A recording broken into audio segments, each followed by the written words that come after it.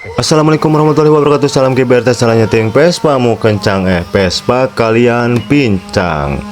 Kita seling dulu untuk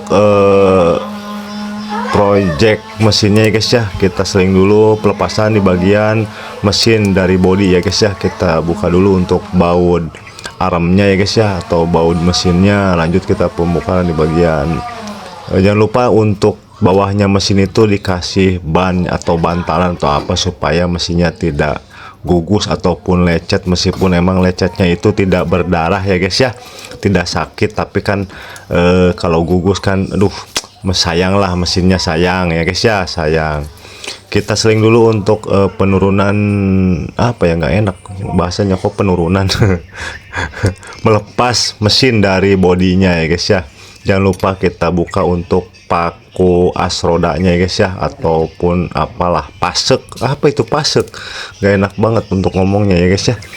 Ya itulah pokoknya pengunci ya, itu biar agak keren lah, mungkin pengunci dengan menggunakan paku ya guys ya, bukan paku untuk sinder bolong, bukan, ini mah paku untuk menahan di bagian si mur as rodanya supaya tidak lepas ataupun tidak terjadinya lepas ya guys ya.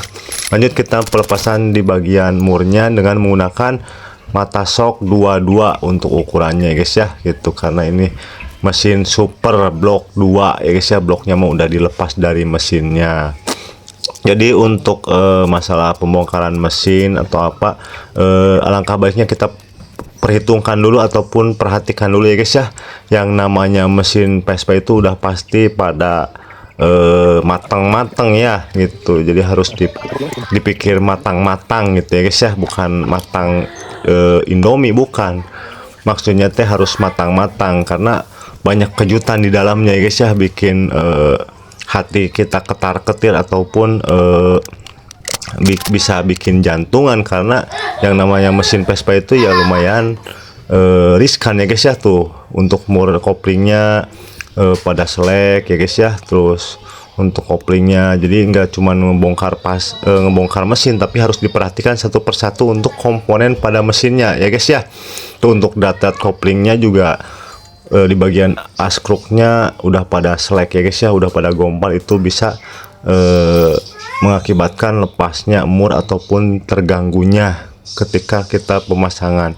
Tuh ketika diendek-endek, aduh apaan lagi itu bahasanya, diendek-endek, digoyang-goyang untuk as kruknya itu goyang sebenarnya kalau terlihat ya guys ya, karena di video mah nggak terlalu jelas, tapi yang bisa merasakan itu saya ya guys ya, karena menggunakan panca indra, bukan panca indra, kok ngawur sih, maksudnya dengan tangan gitu ya guys ya, dengan tangan tuh digoyang-goyang, terus ditarik tekan tuh udah pada goyang sebenarnya guys ya, kalau di video emang nggak kelihatan. Lanjut kita pembongkaran di bagian karburatornya.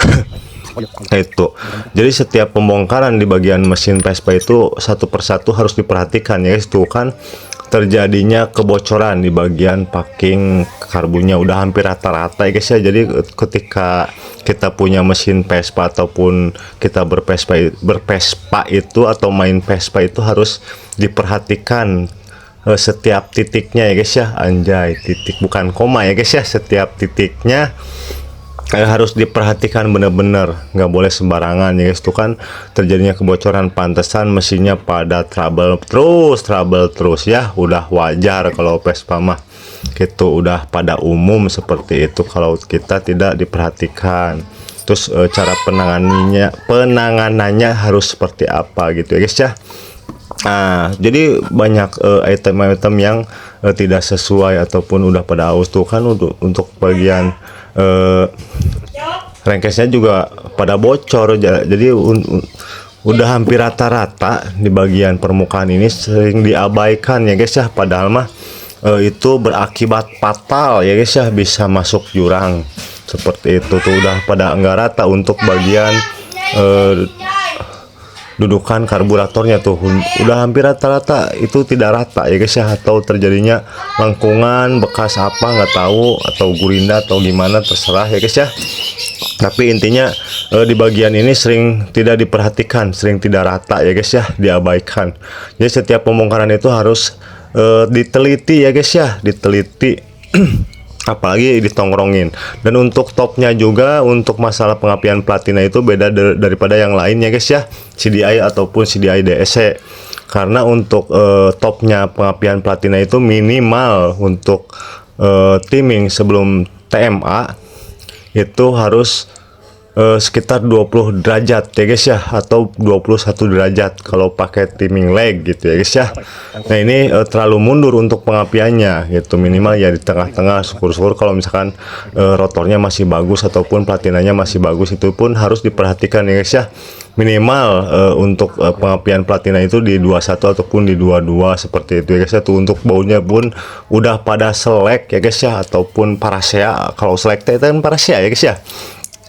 Dan di sini juga untuk yang punya motornya itu atau yang punya mesinnya juga kepo, pengen tahu aja gitu ya guys ya, pekerjaan mekanik IBRT seperti apa. Padahal mah ya kita mau pura-pura bisa aja seperti itu ya guys ya.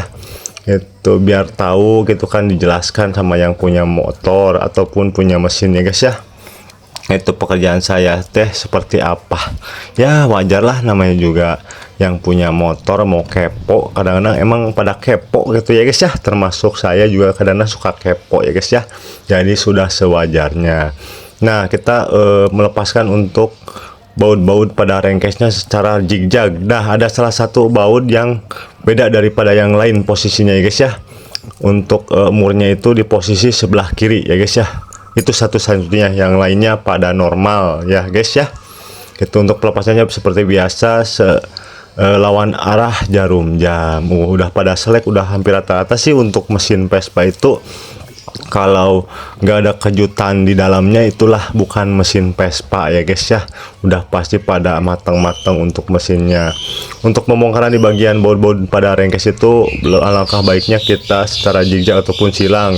Tapi untuk pembongkaran tanpa silang pun tidak masalah ya guys, kecuali pemasangan harus benar-benar silang seperti itu.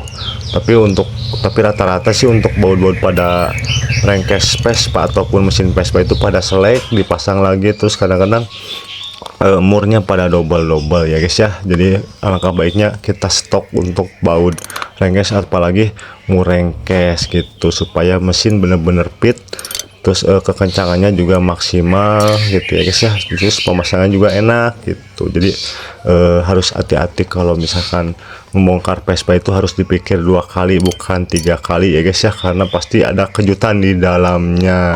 Tuh orangnya juga kepo, pengen tahu aja kerjaan mekanik ya guys ya. Jadi seperti itulah kira-kira gitu. Nah lanjut nanti part berikutnya ya guys ya gitu, karena ini pun durasinya sebenarnya sangatlah panjang ya guys ya. Jadi lanjut kita part